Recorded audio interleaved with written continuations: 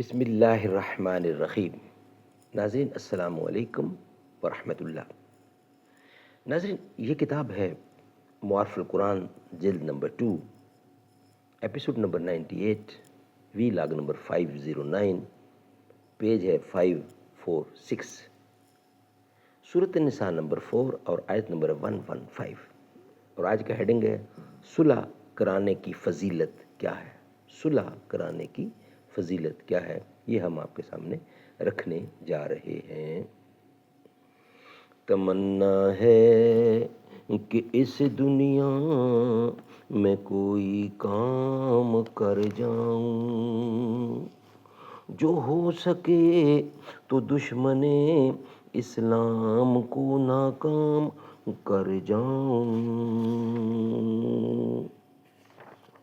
ہر کسی کی تربیت کرتی نہیں قدرت، مگر کم ہیں وہ طاہر کہ ہیں دام و کفس سے بہرمند۔ اگر ملک ہاتھوں سے جاتا ہے جائے، تو احکام حق سے نہ کر بے وفائی۔ محمد کی غلامی دین حق کی شرط اول ہے، اسی میں ہو اگر خامی تو سب کچھ نامکمل ہے۔ ناظرین یہ کتاب جس کا ٹائٹل ہے معارف القرآن، یعنی معارف القرآن جلد نمبر 2۔ ناظرین سورت آل عمران سے لے کر سورت النساء تک پارہ نمبر 3 کا رکوع نمبر 9 سے لے کر پارہ نمبر 6 کا رکوع نمبر 4، اور اس کتاب کے رائٹر ہیں حضرت مولانا مفتی محمد شفیع صاحب عثمانی رحمۃ اللہ علیہ، مفتی اعظم پاکستان۔ قال النبی صلی اللہ علیہ وسلم خیرکم من تعلم القرآن وعلمہ۔ بہترین لوگ وہ ہیں جو خود بھی قرآن پڑھیں، دوسروں کو پڑھائیں، سکھائیں، لکھائیں، سمجھائیں۔ نہیں تجھ کو تاریخ سے آگہی ہی کیا، خلافت کی کرنے لگا تو گدائی۔ خریدیں نہ ہم جس کو اپنے لہو سے، مسلمان کو ہے ننگے وہ پادشاہی۔ میرا از شکستن چناب آرنایت، کہ از دیگراں خاصتاً مومے آئی۔ ناظرین یہ ہیڈنگ ہے صلح کرانے کی فضیلت، جو ہم آپ کے سامنے رکھنے جا رہے ہیں۔ لوگوں کی باہمی رنجشیں دور کرنے اور ان کے آپس میں مصالحت و موافقت پیدا کرنے کے متعلق رسول کریم صلی اللہ علیہ وسلم کے ارشادات نہایت اہم ہیں۔ آپ نے فرمایا، کیا میں تم کو ایسا کلام نہ بتاؤں جس کا درجہ روزے، نماز اور صدقہ میں سب سے افضل ہے؟ صحابہ نے عرض کیا، ضرور بتائیے۔ آپ نے فرمایا کہ وہ کام اصلاح ذات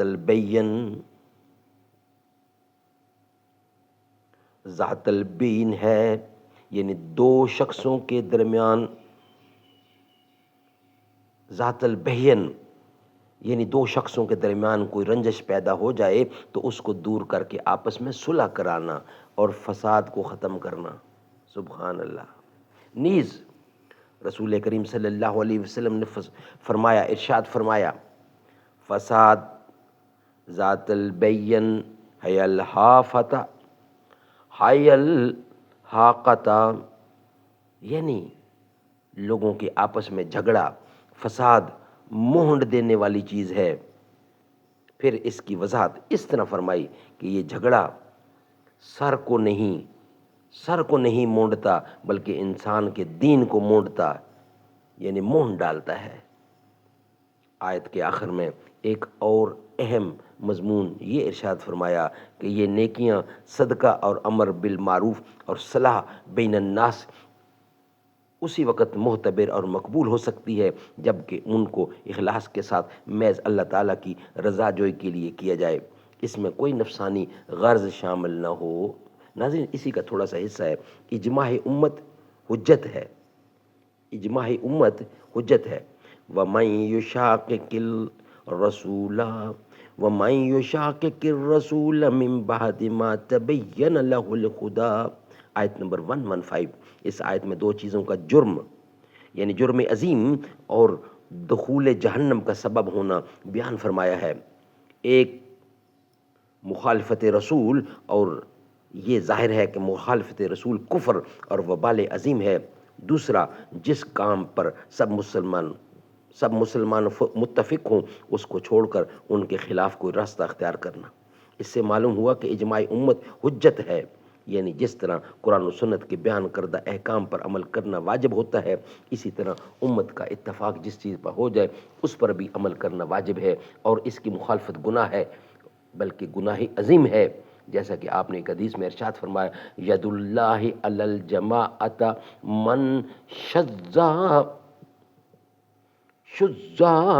فی النار، یعنی جماعت کا سر پر اللہ کا ہاتھ ہے، یعنی جماعت کے سر پر اللہ کا ہاتھ ہے، جماعت کے سر پر اللہ کا ہاتھ ہے، اور جو شخص جماعت مسلمین سے علادہ ہوگا وہ علادہ کر کے جہنم میں ڈالا جائے گا۔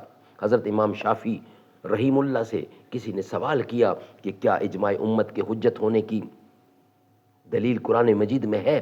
آپ نے قرآن سے دلیل معلوم کرنے کے لیے 3 روز تک مسلسل تلاوت قرآن کو معمول بنایا، اور ہر روز دن میں 3 مرتبہ اور رات میں 3 مرتبہ پورا قرآن ختم کرتے تھے۔ بالآخر یہی مذکورہ آیت ذہن میں آئی اور اس کو علماء کے سامنے بیان کیا تو سب نے اقرار کیا کہ اجماع کا حجیت پر یہ دلیل کافی ہے۔ سبحان اللہ، سبحان اللہ۔ ید اللہ علی الجماعت، ید اللہ علی الجماعت من شذ فی النار، یعنی جماعت کے سر پر اللہ کا ہاتھ ہے، اور جو شخص جماعت مسلمین سے علادہ ہوگا وہ علادہ کر کے جہنم میں ڈالا جائے گا۔ ناظرین یہ ولاگ ہمارا یہاں ہی کمپلیٹ ہوتا ہے، نیکسٹ ولاگ کے ساتھ انشاءاللہ حاضر ہوں گے۔ یہ ولاگ ہم یہاں ہی مکمل کرتے ہیں۔ جسے دیکھنی ہو جنت وہ مدینہ دیکھ آئے، جسے دیکھنی ہو جنت وہ مدینہ دیکھ آئے، تیرے جالیوں کے نیچے تیری رحمتوں کے سائے، تیری جالیوں کے نیچے تیری رحمتوں کے سائے۔